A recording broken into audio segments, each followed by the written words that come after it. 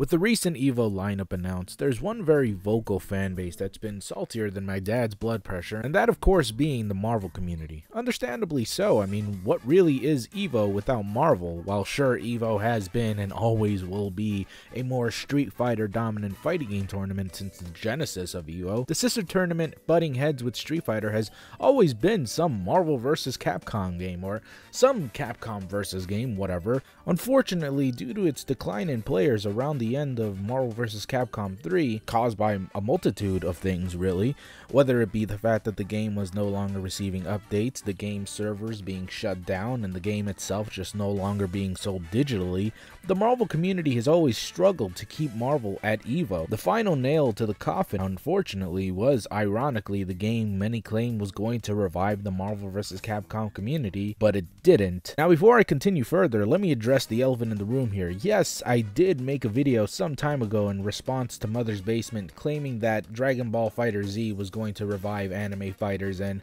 may outsell Marvel vs. Capcom Infinite. I said that there was almost no way that FighterZ could outsell Marvel vs. Capcom Infinite due to its brand recognition alone. While I was wrong on that point, I still stand by some other points I said, honestly. For example, I also stated that the majority of people buying anime games are anime fans, who usually aren't fans of fighting games in general. I predicted that most people were going to buy Dragon Ball FighterZ for the story and the fan service alone, and I wasn't wrong about that. The game has seen a massive drop in players by 80%. I'm assuming those people were the ones that I was talking about. They're the fans of Dragon Ball, and they played through the story and played a little bit of online, and once they noticed that they were getting their asses handed to them more times than anyone in fucking Dragon Ball Super that's not Vegeta or Goku, they decided to quit because they've plateaued. It sucks, but that's just what happens with anime fighters. DB Fighter Z isn't the anime fighting game savior people wanted it to be, but then again, Marvel Infinite wasn't the revival most Marvel fans wanted either. As I stated in the aforementioned video, the game should have sold millions because of the characters alone. Globally, I would wager more people would recognize Iron Man than they would Goku, or Spider-Man than they would Vegeta. Also, the Marvel fighting game community, while on its last legs, was still pretty big. Granted, not huge, but judging by the numbers of last year's tournament, Marvel vs. Capcom 3 garnered a peak of near 85,000 viewers on Twitch, which surpassed Injustice 2 and Exerd Rev 2's viewership combined. Both of these games, by the way, reappearing in EVO 2018. So it's not like nobody is interested in a new Marvel vs. Capcom game, and it's not like nobody knows the characters because, well, the Marvel madness going on nowadays is a multi-billion-dollar industry, yet honestly, I feel like that's what led to the downfall of the game itself. It's because Capcom thought the same thing,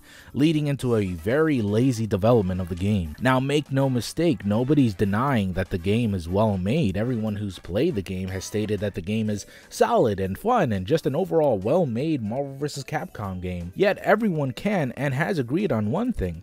This game is fucking hideous to look at. I've tried myself to get into the game, but boy, it is hard to actually enjoy watching the game when its biggest competitors look so much more delightful. You compare these two head on and you'll see just by looking at which one is far more pleasing to the eyes. Infinite is dull and lifeless, yet Fighter Z is just so much more vibrant and colorful.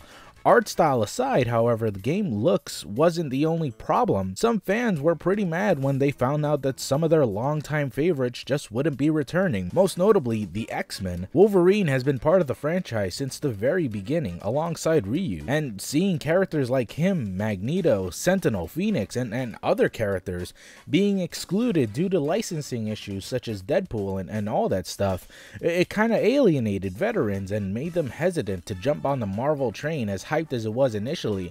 And if you want to talk more about the roster, there weren't that many new additions. It just seemed like a rehash of the same old. We only had like maybe 3 or 4 new characters, not including the DLC characters. The announcement for Marvel Infinite first brought in a ton of hype, yet soon onward it fizzled into skepticism. Marvel's characters are scattered across the wind. Sony owned Spider-Man, Fox owned X-Men, and getting them together for one game where they can all beat each other up, I'm sure got a few red flags from the big papa owning them all, Disney. Much of the skepticism was unfortunately predicted to be true.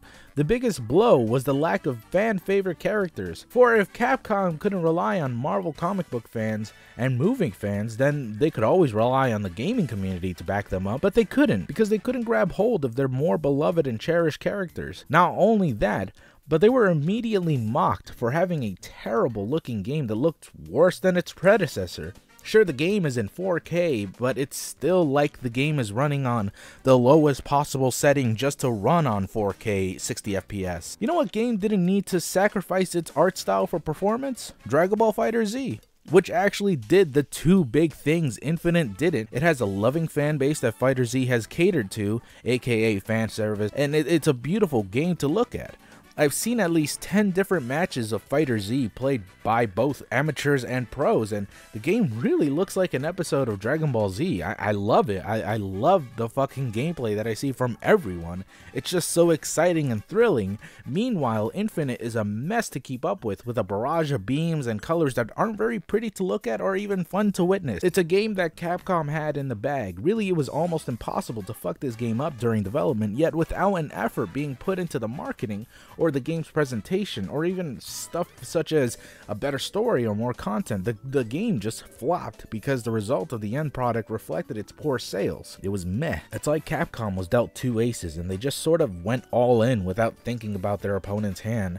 That opposing being Arc System Works. Arc System Works had a king and queen and one with a flush, while Capcom only had a pair they had no idea what to do with.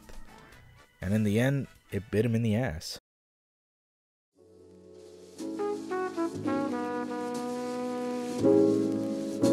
Thank you.